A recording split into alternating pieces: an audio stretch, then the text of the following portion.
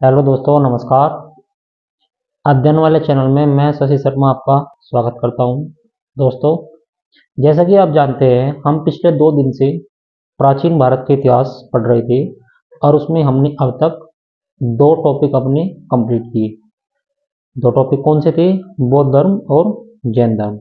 हमने जाना कि बौद्ध धर्म और जैन धर्म का उद्भव कैसे हुआ, उसके कारण, और उसके बाद हमने जैन धर्म को पढ़ा और उसके बाद फिर हमने बौद्ध धर्म के बारे में अध्ययन किया। आज का जो हमारा विषय होने वाला है वो है महाजनपद काल और मगध साम्राज्य को लेकर। तो आइए शुरू करते हैं।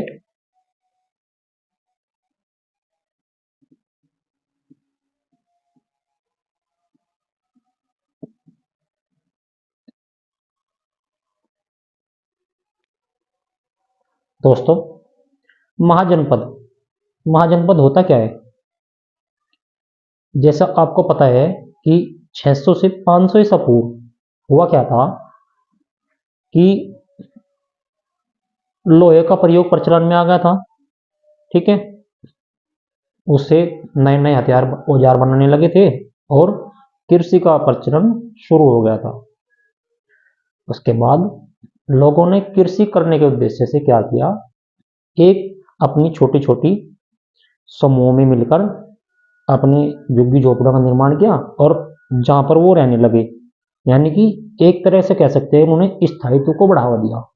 यानी कि जहां वो खेती करते थे वहीं पर उनका रहन सहन हो जाता था। ठीक है, तो जहां वे रहते थे उसको उनका एक छोटा छोटा समूह बना, उस समूह को बोलते थे कबीला। ठीक है, उन कबीलों में प्रशासनिक व्यवस्था की उनकी प्रशासनिक व्यवस्था की ओर अग्रसर हुए वो। ठीक है, अब जो उनकी प्रशासनिक व्यवस्था थी, उनके छोटे छोटे राज्य थे। ठीक है, उन्हीं को उन्होंने क्या नाम दिया? जनपद।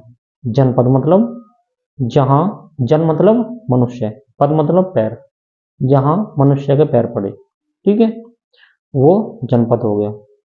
अब दूसरा, महाजनपद क्या होता है? देखो, महाजनपद है ना, 2 तरीके से बनता है।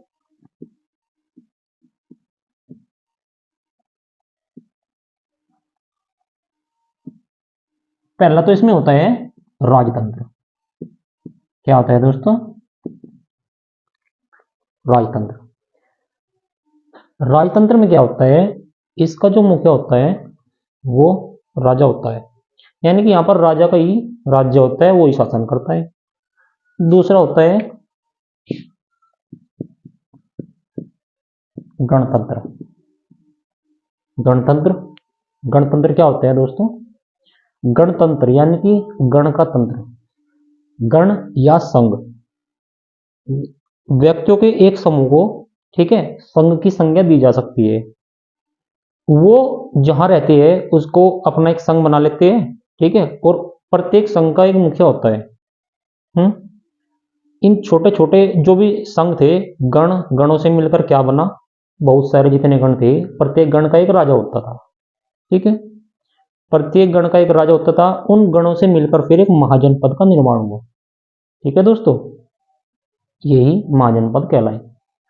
महाजनपद महाजनपद का जो विवरण दिया गया है वो जैन साहित्य भगवती सूत्र में भी दिया गया है। भगवती सूत्र में भी 16 महाजनपदों का उल्लेख है। दूसरा, एक बौद्ध साहित्य है या बौद्ध ग्रंथ अंगुत्तर निकाय।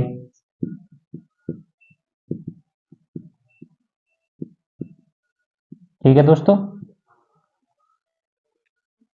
अंगुत्तर निकाय में भी 16 महाजनपदों का उल्लेख किया गया है।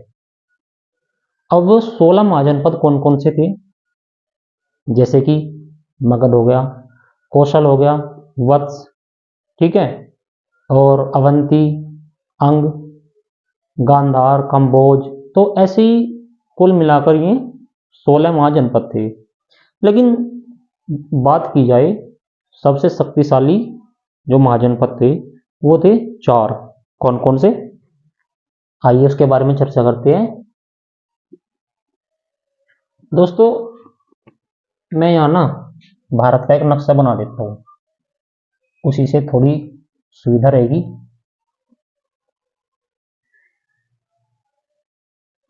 कुल मिलाकर ठीक ठाक सही बनेगा।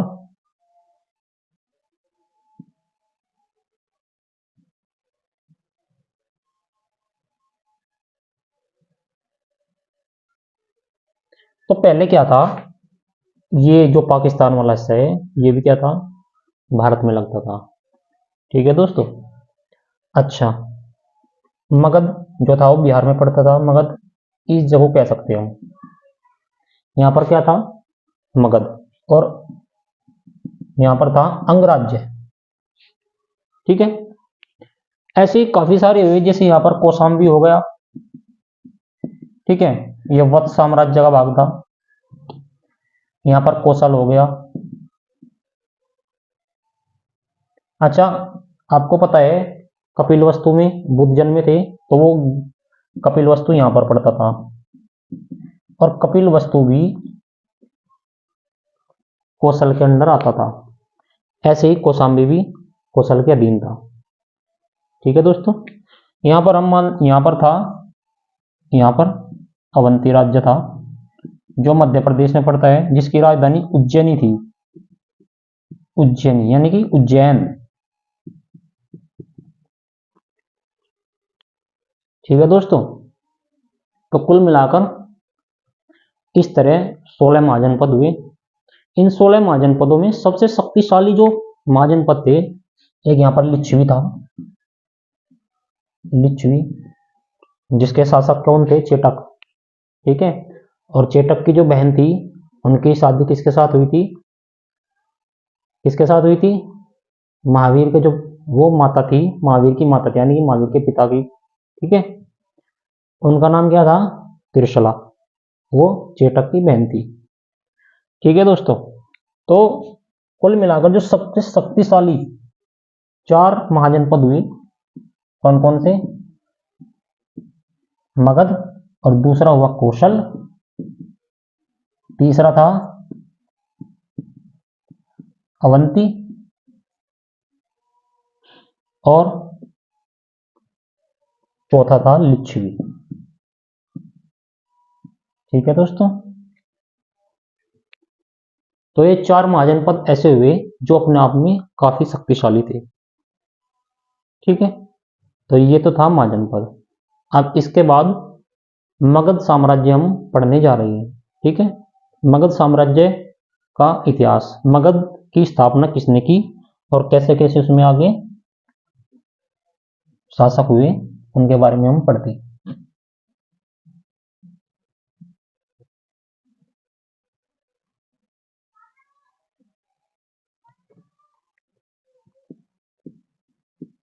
मगध साम्राज्य,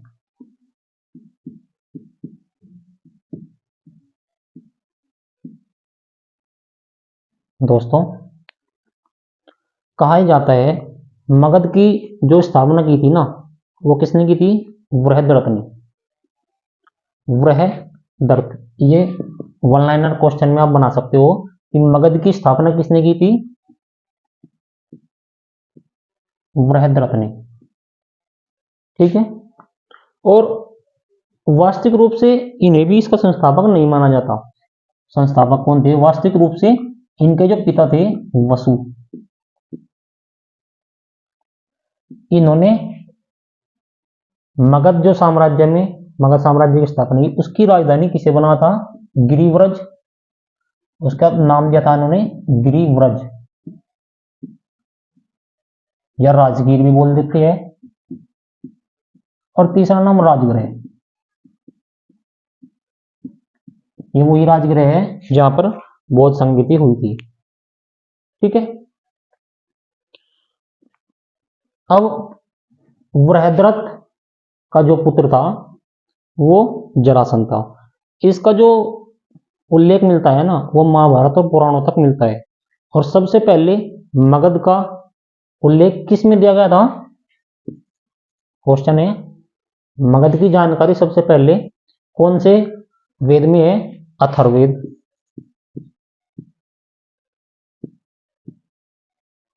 दोस्तों अथर्ववेद में इसकी सबसे पहली जानकारी दी गई थी। ठीक है, तो जो बृहद्रथ थे ये कौन थे? ये थे जरासंध के पिता, जरासंध। मैं लिख रहा हूं, जरासंध एक सबसे पराक्रमी शासक हुआ है महाभारत के समय। और आपने अगर महाभारत देखी होगी, ठीक है, तो उसमें क्या था, जरासंध जो था उस समय कौरवों की सेना में थे। और उस समय श्री कृष्ण ने निर्देश दिया था किसे? भीम को, क्योंकि ये क्या था, ये बहुत दुराचारी था। ठीक है, और इसे भीम के हाथों फिर मरना पड़ा था। तो भीम ने इसका वध किया था। हाँ, एक और इनका राजधानी थी वसु की, इन्होंने वसुमती भी इसका नाम दिया। तो राजगृह के 4 नाम थे, ये एग्जाम में आ सकते हैं। कौन कौन से? वसुमती, गिरिवर्ज, राजगीर और राजगृह। ठीक है दोस्तों, आइए आगे बढ़ते हैं।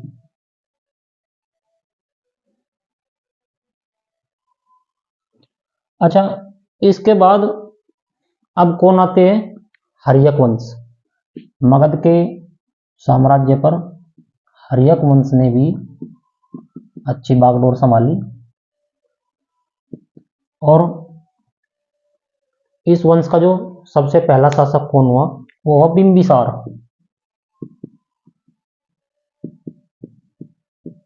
बिंबिसार। ठीक है दोस्तों, हर्यक वंश कह सकते हैं 544 ईसा पूर्व से 412 ईसा पूर्व तक चला। कहीं कहीं किसी किताब में 411 आता है। ठीक है, तो बिंबिसार ने कब से कब तक शासन किया? 544 से 492 ईसा पूर्व। ठीक है दोस्तों, अब हुआ क्या, बिंबिसार वहां के राजा बन गए। और बिंबिसार ने क्या किया, अंग देश पर हमला कर दिया। अंग देश मैंने बताया था वो बंगाल में पड़ता है। ठीक है, अंग महाजनपद। और वहां पर उस समय एक राजा शासन कर रहा था, उसका नाम था ब्रह्मदत्त। ठीक है, इन्होंने ब्रह्मदत्त को भी हराया। तो क्वेश्चन आ जाता है कि बिंबिसार ने अंग देश पर हमला करके किस राजा को हराया था? तो आप क्या लिखेंगे? ब्रह्मदत्त। ठीक है दोस्तों, और हुआ क्या, अंग पर इन्होंने कब्जा कर लिया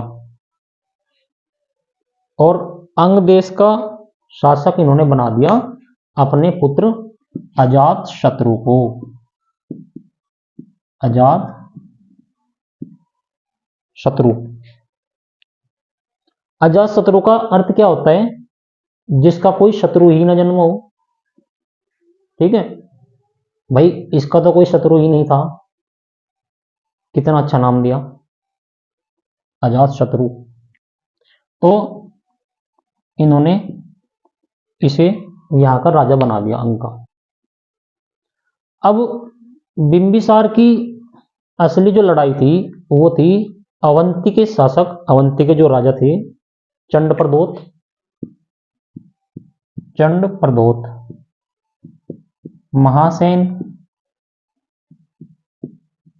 ठीक है, ये अवंती के शासक थे,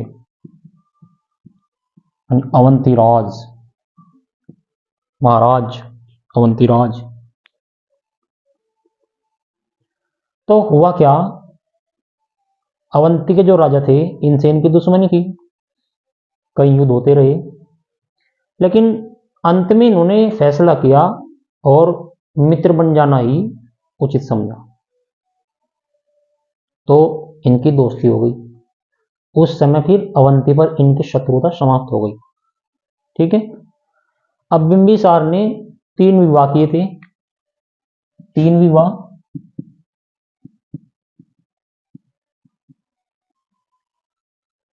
पहली जो इन्होंने शादी की थी वो किससे की थी? कौशल राज की पुत्री थी।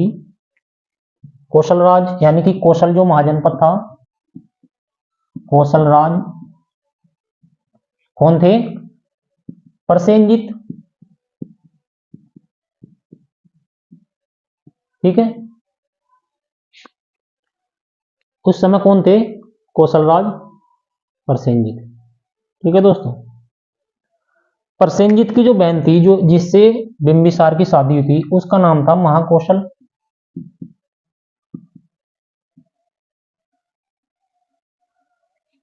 इनसे इसकी शादी हुई।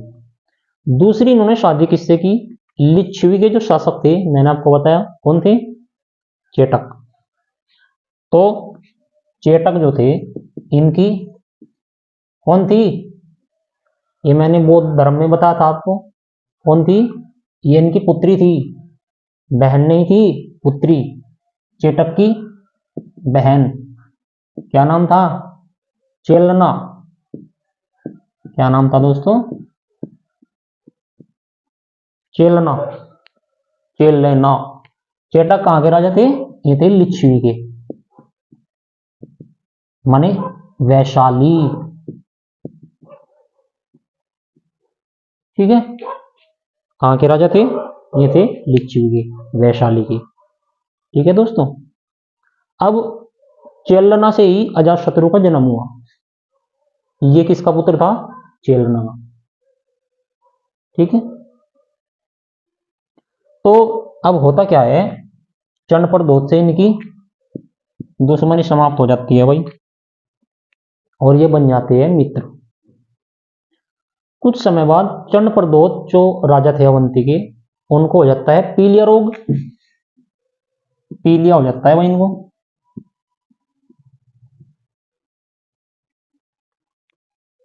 तो इनके पास कोई, ना तो कोई राजवैद्य था, ना ही कोई उचित चिकित्सक था। अब चंडप्रद्योत जी को पता लगता है कि बिंबिसार जी के शासनकाल में एक राजवेद रहते हैं जिनका नाम है जीवक।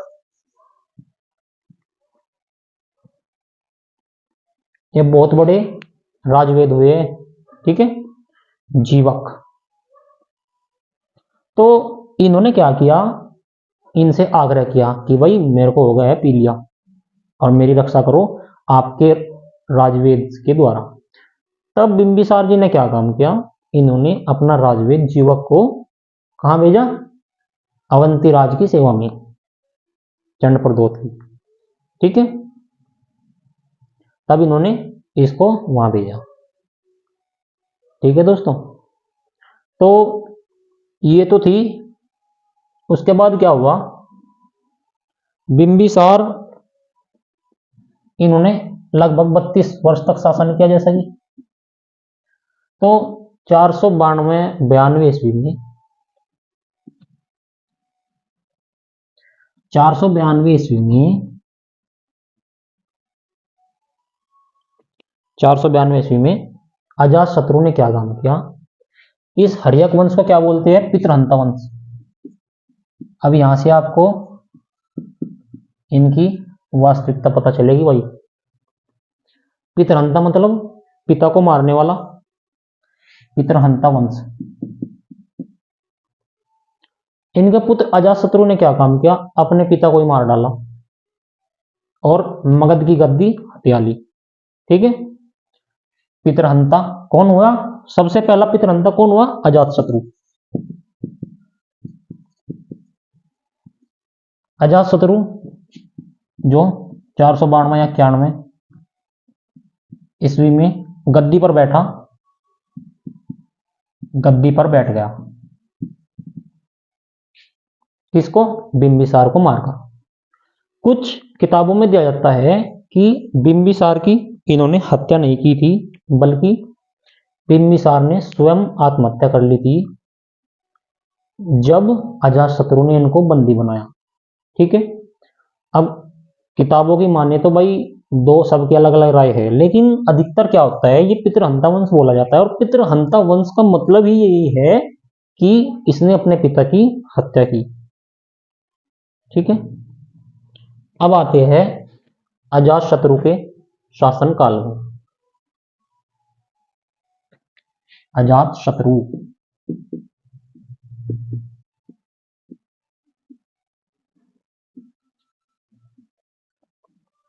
ये 492 या 91 ईसा पूर्व गद्दी पर बैठे, और 444 या 45, कुछ किताबों में 45 भी आते हैं, ईसा पूर्व तक इन्होंने शासन किया।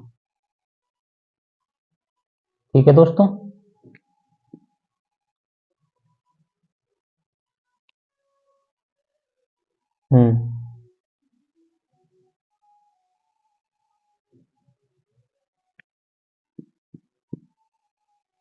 तो अजातशत्रु गद्दी पर बैठ जाते हैं। ठीक है। अब इन्होंने क्या काम किया, शासन की बागडोर संभालने के बाद इन्होंने भाई किसी को नहीं छोड़ा। सबसे पहले इन्होंने अपने ननिहाल पर ही हमला कर दिया। सबसे पहले इन्होंने कौशल राज पर, नहीं कौशल नहीं, इन्होंने सबसे पहले क्या किया, लिच्छवी यानी वैशाली,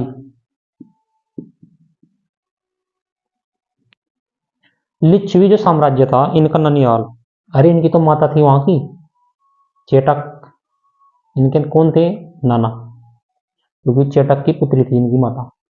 इन्होंने क्या काम किया, उनमें फूट डाल दी, षड्यंत्र रचा, और उनकी जो स्वतंत्रता थी उसको छीन ली और अपने अधीन कर लिया। ठीक है। उस समय क्या हुआ, इनके एक मंत्री थे, मंत्री वर्षकार उनका नाम था, बहुत ही सुयोग्य मंत्री थे इनके, काफी करीबी रहे और इन्होंने इनकी मदद की। ठीक है। तो अब क्या होता है, मगध तो इनका था ही, लेकिन इन्होंने क्या किया, वैशाली पर भी कब्जा कर लिया। उस समय अवंती जो राज्य था वो काफी शक्तिशाली था। अवंती शासक ने क्या काम किया, उन्होंने कौशल पर हमला कर दिया भाई। अवंती शासक ने का हमला किया कौशल पर, यानी कि कौशल किसकी राजधानी थी, वत्स साम्राज्य की। तो इन्होंने वत्सों को हराया और कौशल पर अधिकार कर लिया। क्योंकि अजातशत्रु की सबसे बड़ी चिंता ये थी कि अब इन्होंने वत्स पर कब्जा कर लिया, और जो अवंती का जो शासक था वो अब धमकी दे रहा था कि अब हम मगध को हथियाएंगे। ठीक है। तो मगध को हथियाने के एवज में अब अजातशत्रु ने क्या काम, अजातशत्रु डर गया। वैसे अजातशत्रु ने अपने साम्राज्य को चारों ओर से दीवारबंदी करा ली। ठीक है। लेकिन इनको मौका ही नहीं मिला कि उस पर हमला कर दे। तो दोस्तों हुआ क्या, उन्हें मगध पर आक्रमण करने का अवसर ही नहीं मिला, ना ही कोई ऐसी अवसर आया। ठीक है। अजातशत्रु ने क्या किया, और दोस्तों ये 492 460 ईसा पूर्व तक इन्होंने शासन किया, 460 है भैया। ठीक है। अब अजातशत्रु ने क्या काम किया था, फिर अजातशत्रु जो थे ना, ये दोनों धर्म के पोषक थे, यानी कि जैन और बौद्ध धर्म, जैन और बौद्ध, ये दोनों धर्मों के पोषक थे। ठीक है। इन्होंने एक राजगृह में इन्होंने क्या किया, एक स्तूप का निर्माण कराया, स्तूप, और राजगृह में इन्होंने एक गुफा बनाई, गुफा बनवाई। उस गुफा का क्या नाम था दोस्तों, सप्तपर्णी गुफा, सप्तपर्णी गुफा, क्या नाम था, सप्तपर्णी गुफा। पेपर में पूछ लेते हैं कि अजातशत्रु ने जो गुफा बनवाई थी उसका क्या नाम था, सप्तपर्णी गुफा। ठीक है। या ये पूछ लेते हैं कि सप्तपर्णी गुफा अजातशत्रु ने कहां बनवाई थी, तो क्या लिखेंगे दोस्तों, राजगढ़। ठीक है। आप जानते हैं पहली बौद्ध संगति भी अजातशत्रु के ही शासनकाल में हुई थी। ठीक है। सप्तपर्णी गुफा में, राजगृह। ठीक है दोस्तों। अब इसके बाद कौन है, इसके बाद आते हैं इसके पुत्र उदयन के पुत्र। 460 ईसा पूर्व में इनका एक पुत्र जो था नाम था उदाइन। 460 ईसा पूर्व में अपने पिता की इसने भी हत्या कर दी। सबसे पहले किसने की थी? अजातशत्रु ने अपने पिता को मारा और इसके पुत्र ने उसको मार दिया, क्योंकि पितृहंता वंश इसलिए कहा जाता है। ठीक है भाई, जैसी करनी वैसी भरनी। ठीक है, उसने अपने पिता को मारा, इसने अपने पिता को मार दिया। उदयन, इन्होंने कब से शासन किया, कब से कब तक? 444 तक या 45 तक भी आ जाता है।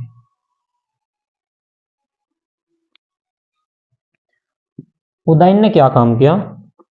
इन्होंने गंगा और सोन नदी बिहार में है, ठीक है, और दोनों एक साथ बहती है। गंगा और सोन का वहां पर संगम है,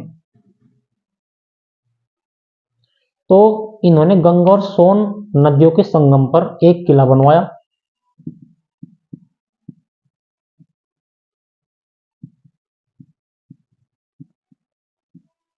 ठीक है, और सबसे इंपॉर्टेंट क्वेश्चन क्या होता है इसमें? सबसे इंपॉर्टेंट क्वेश्चन आता है हिस्ट्री में कि पाटलिपुत्र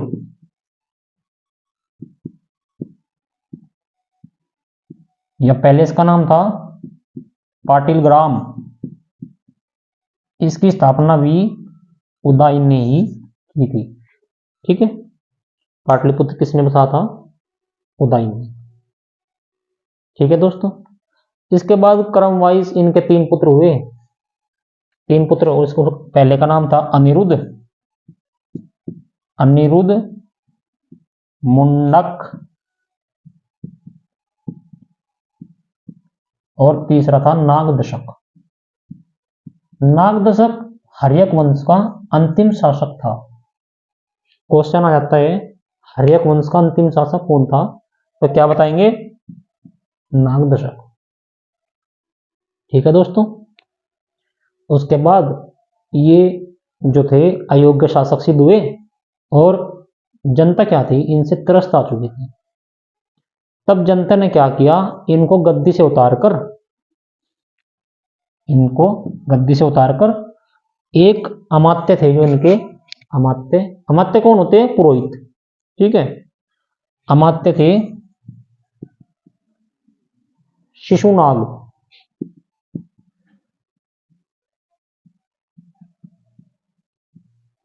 शिशुनाग।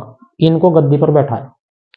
ठीक है, अब यहां से इससे आगे शिशुनाग वंश की स्थापना होती है और इनका शासनकाल शुरू होता है। ठीक है दोस्तों, जो कि हम अगली क्लास में पढ़ेंगे। तो यहां तक मैंने आपको आज हर्यक वंश हमने पढ़ा। ठीक है, इसके बाद हम पढ़ेंगे शिशुनाग वंश, ऐसे ही आगे क्रमवाइज हम चलते चले जाएंगे। तो दोस्तों, अगर आज की क्लास आपको अच्छी लगी हो तो लाइक करें, कमेंट करें और हमारे चैनल को सब्सक्राइब करें। ठीक है, नमस्कार।